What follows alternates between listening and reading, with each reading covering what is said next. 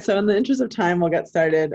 This Zoom is also being recorded, so for those who have to duck out early or miss the beginning, be a way to view it later. It will be accessible on the online exhibition website in the near future. But thank you everyone here today for joining. My name is Alexis Johnson, and I'm the curator at the One Archives at the USC Libraries. I'm delighted to have MariNaomi joining me for the second in a series of conversations as part of the exhibition, Safer at Home. For the exhibition, which I've been creating in real time, I've been selecting items from the One Archives collection that resonate with and reflect on the idea of safer at home. While the exhibition began as a way to reflect on the ordinance issued as a response to the coronavirus pandemic, it now applies equally to the protests in response to police brutality. They are, of course, inseparable. COVID-19 is disproportionately affecting marginalized individuals. Police are killing Black and brown and trans individuals. Thus, I want to probe what safer at home means in a world shaped by structural racism, classism, sexism, homophobia, transphobia, and ableism. Whose safety, whose home, as defined by whom? Using archival material as a lens, this project will continue to pose questions and challenge ideas about space, place, and activity in relationship to safety and freedom. These archival materials act as a mirror, bringing the past into the present and offering perspective on what is happening today.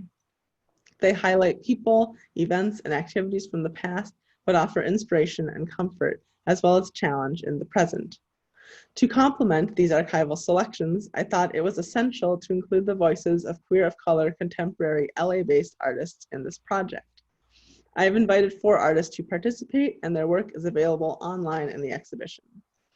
In addition to today's conversation, I am also planning an in-person exhibition of all of these materials when it is safe to do so. I wanted to do something generative now, but also offer the opportunity to see these items in person as both something to look forward to and a way to continue this conversation. Before I introduce MariNaomi and we dive into today's conversation, I want to make a few housekeeping remarks. This conversation is meant to last about 30 minutes. We will discuss her work, thoughts, and reflections on the current moment. There may be time for questions at the end, but I encourage you all to post questions into the Q&A box, which should be at the bottom of your screen if you're on a computer, and might be located elsewhere if you're on a tablet or other device.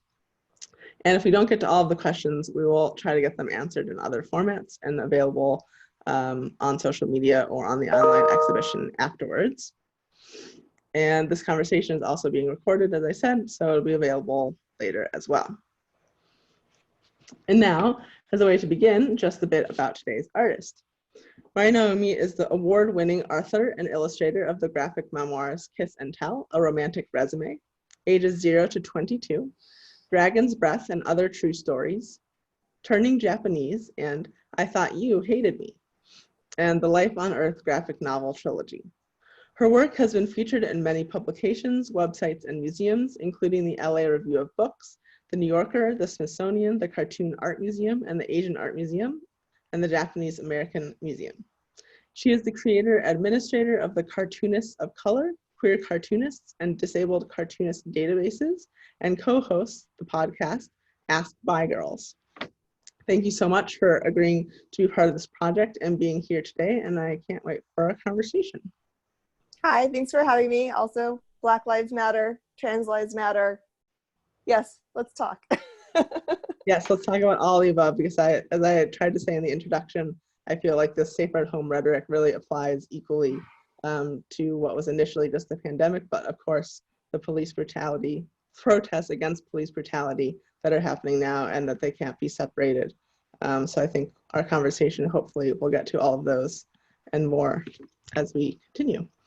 So you've shared with us some of your daily comics for the online exhibition and exhibition which will be in person. So I thought I'll share my screen now just so people can see some of those as we converse. And I thought we could just start by you sharing a little bit about this practice of daily comics. How long have you been doing it? How has the series grown over time, and kind of your relationship to this daily practice? Well, I've done daily comics before. Usually when I go traveling on a lot of book tours, I've done a lot of diary comics just to keep track of what's going on and just for my own personal use, but I'll often share it with people on social media. Um, these came about when, it's sort of a long story. In 2014, I started the Cartoonists of Color database, and I quickly, after that, started the Queer Cartoonist database. And recently, I started the Disabled Cartoonist database. But when I started the first one, I thought, this isn't cheap to do. I wanted to figure out a way to fund it. And so I started a Patreon, which nobody joined. But I was trying to figure out, like, how am I going to, what am I going to offer other than, well, I offered nothing, which is maybe why I didn't get a lot of joiners at the time.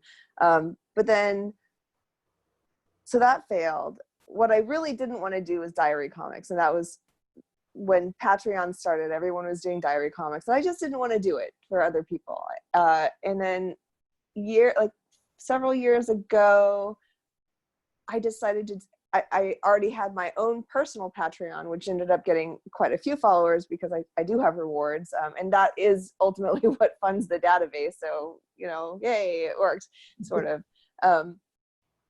But so I already had that going, and I thought it'd be really nice to have diary comics just for myself so I could remember what happens.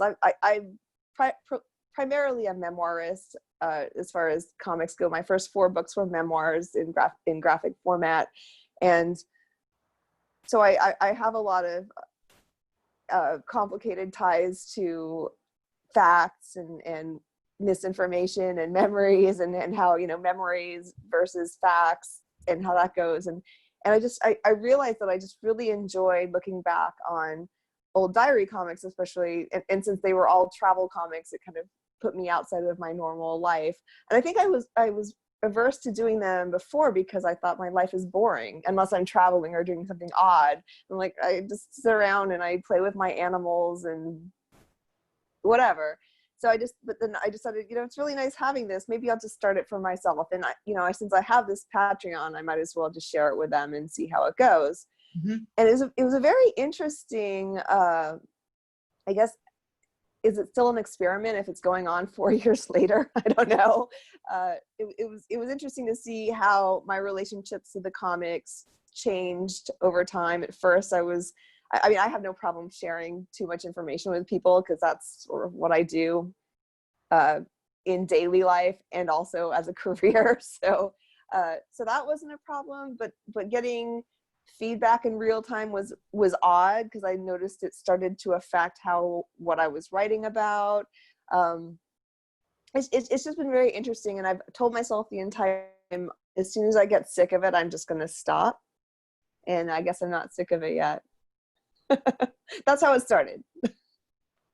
Sounds great. And reflections on how it continues. And I'm interested now, you're looking back now on this huge body, and you shared for the exhibition 5 comics. So even just the kind of act of going back and looking back at what you recorded each day, what that is like, and how kind of recent current events, the pandemic, the protests, being stuck at home or not stuck at home, how all of that kind of has seeped in and where you see it and kind of that experience.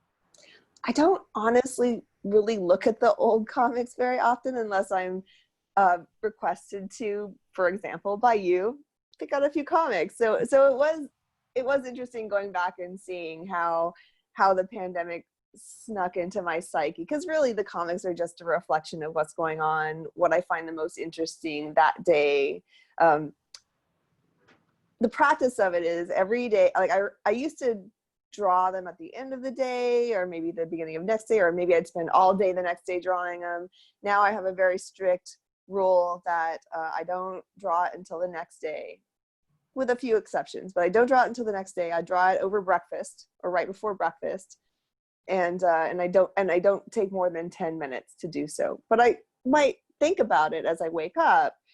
So it just gives me a moment to reflect and remember, okay, what was it about yesterday that really stuck out? And sometimes it's a funny thing that someone said to me, or something cute an animal did, or maybe it's, suddenly that we had a horrible curfew and that our civil rights were being impinged upon. You know, it could go anywhere. It's funny like that. Yeah. Did I answer the question? I'm sorry, I forgot the Yeah, I question. think so. Well, that makes sense for sure. And it acts, for you as a way to kind of assess what happened the day before, and then those who either register on Patreon or are viewing some on the exhibition, it's a way to see through someone else's perspective kind of what that one moment was that you wanted to record, if it was something funny, if it was something hurtful, poignant, kind of all the above. And then it functions well for someone else to reflect, did that happen in my life? Did not happen? Can I relate? Do I not relate? How is something different? So that's what I enjoyed, seeing the work from the opposite. I try not to be too historical about it, because I know that other people are recording what's actually happening out in the world.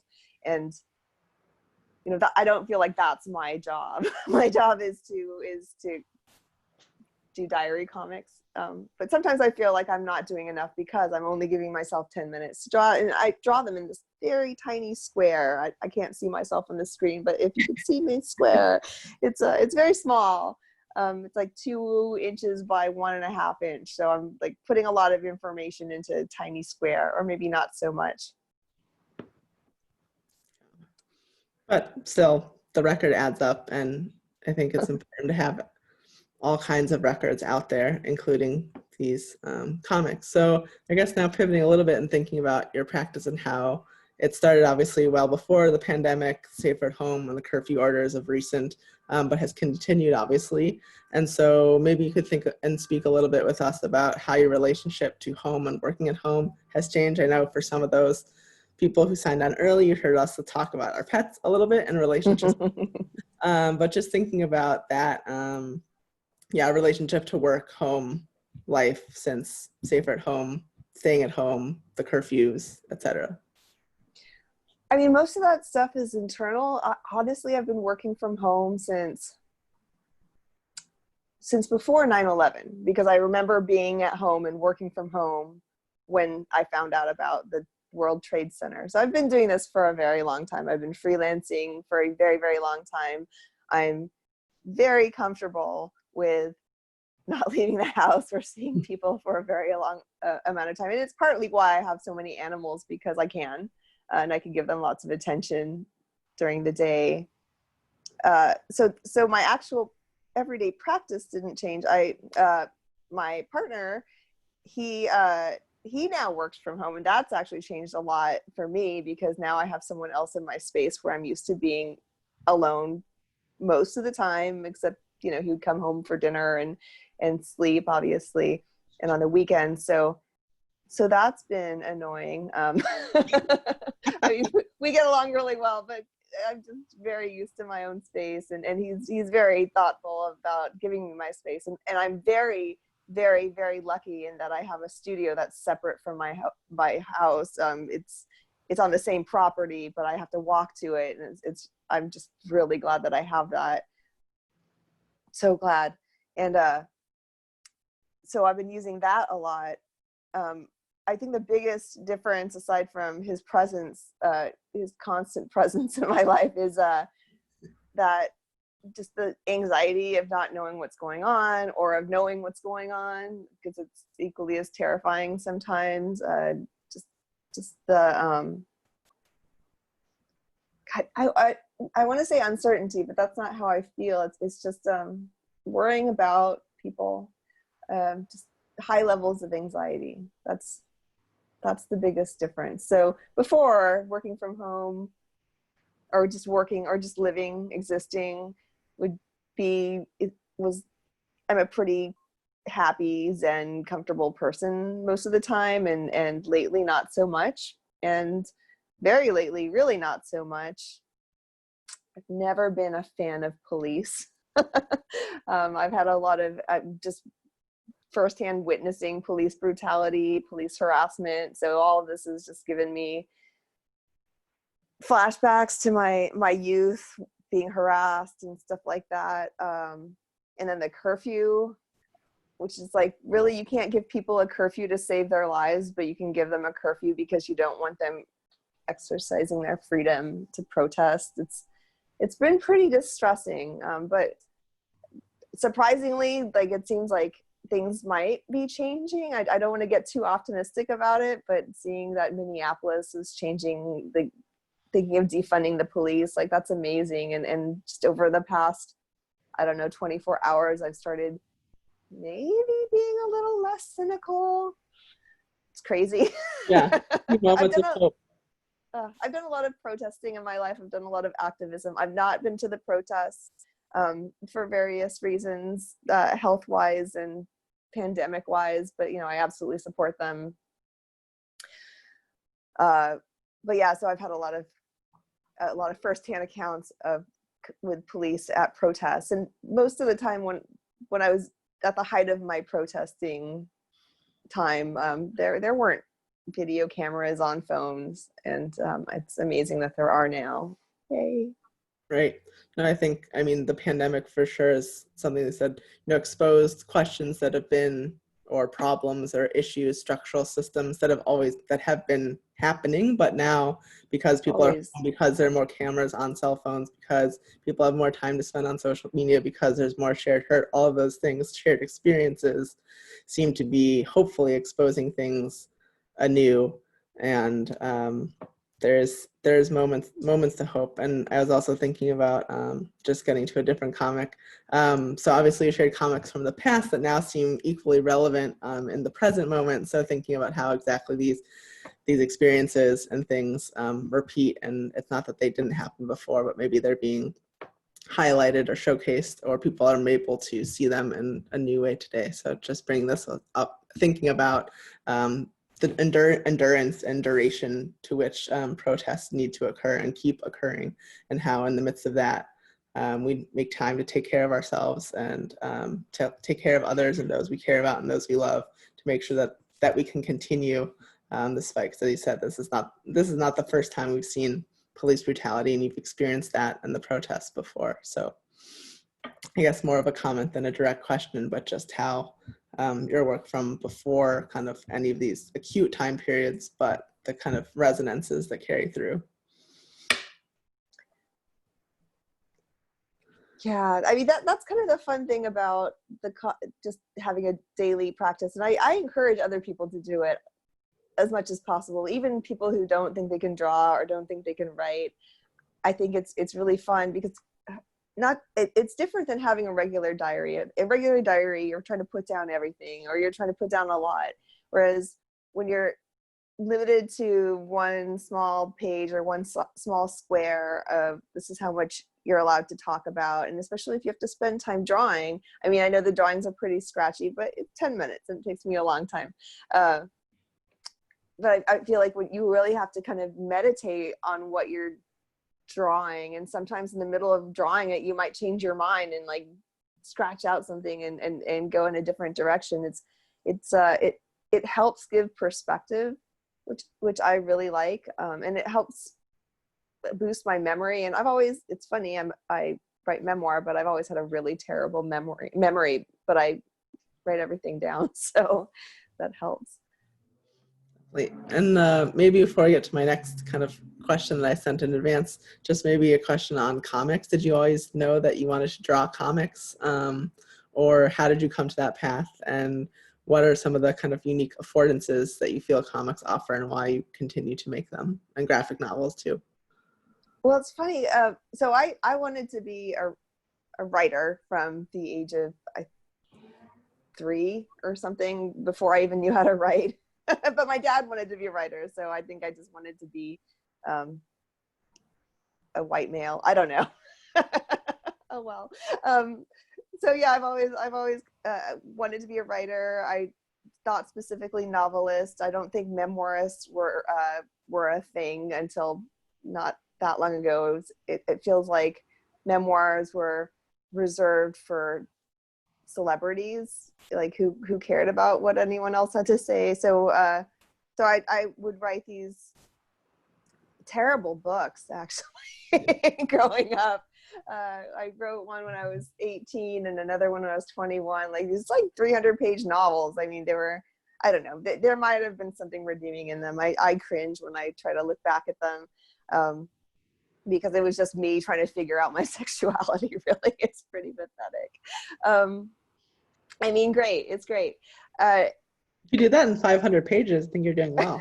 Yeah, help me sort things out. And I had diaries. Anyway, it's funny because when I was younger, I was very keen on getting to know myself. And now that I'm, nearing towards 50, I'm like, I know myself pretty well. What was the rush? Like, it's kind of fun to have some mystery, but whatever.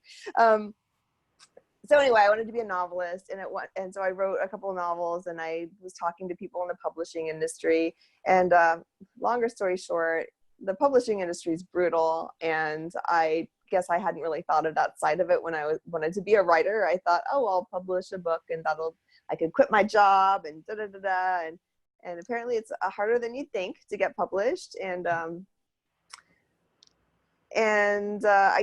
decided, no, I don't want to be a writer. And by this time I was in my 20s, and I'd wanted this since I was a tiny child. And so I was like, and around that same time, I got a job writing. I was doing video game writing, which was amazing. And so I was like, okay, so I was meant to be a writer, just not what I thought I was. And at the same time, I started reading comics, and specifically underground comics in the 90s.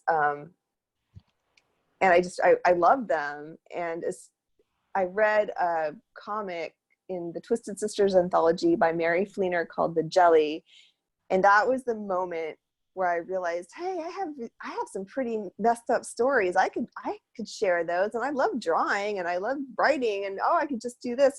But it never occurred to me that this would become a career. It just seemed like a fun thing to do. And that's how it started. My first comic was drawn in February of 1997 and finished in March of 1997. Mm-hmm. And then I got my first comic published the next year, I think 98. So, in an anthology. So, and I was doing that for the longest time, and I didn't end up getting a book published until, I think the contract was signed in 2009. And my first book came out in 2010 or 2011. So long time, 14 years of obscurity. And then suddenly the comics took off. And then, and I was still writing for video games at the time. And I just got so much comics work at that point, that low paying comics work versus high paying video game work. But at that point I was partnered with my husband, and I was like, I'm getting all these offers, and this is really cool.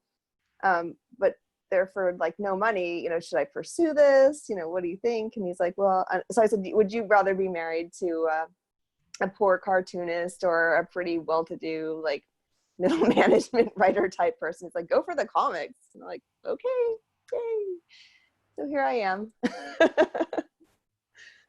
Yeah. That's how that happened.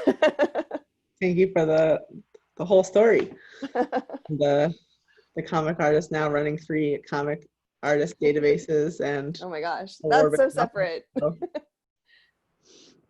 I guess I had a question too about thinking about the themes for this exhibition and kind of themes for our times as well, and thinking about comics as a medium, of course, that showcases or highlights our privileges, humor, and how your comics are often funny, but also hold space for emotions like sadness and pain and hurt. And so thinking about the role of that humor and levity, and kind of how it tempers and buttresses and pushes forward and addresses structural racism and other systems of oppression, excuse me. So thinking of kind of about that balance, but it of course isn't really a balance, but one and the same. And I can scroll to whatever comic. I mean, I think it's true in this one that you colored for us, but in all of many other as well. I'm not super deliberate. Well, I mean, I don't think I'm not manipulative with humor, but maybe that's just so ingrained in me. Like I've always used humor to diffuse a situation, like with, any situation, every situation. So that just comes out in the comics, I guess. So it's not really like premeditated. And that's how you're meant to be a comic artist. I do think humor is so important, but I mean, obviously time and place, like when very recently when I saw what was happening at the protests, like I think for a good half day I lost all of my sense of humor, which is very unusual. Even my gallows humor, like that was even gone, and that's pretty intense. But yeah, I think I'm pretty jokey all the time. Yeah, so maybe just as a question to wrap up, and I'll encourage those who are listening in, if you have a question, please write it in the Q&A box below. But my final question for this conversation, which I'm trying to ask everyone, and I think we touched on a little bit earlier, this idea of hope, but for me, visual art and artists remain an integral part of our fight against all forms of oppression. And so from your perspective, I'm wondering what you feel like art or comics or graphic novels can do for us in these current times, and what drives you to keep making and doing your work. I feel like art, in all the forms of art, all it is just a conversation. It's just another way to express yourself. It's another voice. I definitely feel like it's easier sometimes, not easier because it takes a lot longer to express myself with a comic than it is sometimes with a conversation. I mean, you see me, I'm saying a lot. I bluster over things. Like even if I think too much about it, then I'll get tied up, tongue-tied, whatever. But if I email, I'm a little verbose about it. But with comics, I have to really kind of narrow it down and get to the point. And I also have time to really think about it and to truly express myself. And I think I have so much practice at this point that is my most effective means of communication. And so that's what keeps me going, because I'm a talker. Yeah, for those constraints of whatever the podcast or the comic give way to kind of the creativity and the conversation that you want to have. I love doing the podcast too, though. I have to say that has the instant gratification. There's so much that I love about it, and it's so much less work than making a comic, which I like that about it too. And I could say a lot more in a shorter period of time, but I don't know. I feel like the comic, it's just different. Like it's not, and I also don't think that I'm going to be doing comics forever. I still do other things. I'm just not as well known for the other things that I do, and I love expressing myself in all sorts of ways. But I do think comics they're special. They're exceptionally difficult, which makes me love them. A good practice, a daily challenge. They should be called a daily comic, but important now, forever. I don't see any questions in the chat, but if people think of them later, please send them our way and I'll get them answered. And I just want to thank you, for MariNaomi, for being part of this project and conversation. And I know that we'll continue again when the exhibition is possible to have in person at the archive. So thanks so much. It would be amazing. Thank you, Lexi. It's really nice to be here. And please, kitty cat, come out of under the blanket. He's asleep. Oh. We'll watch the video later, though. We'll make sure. Thanks. All right. Thank you so much. Thank you.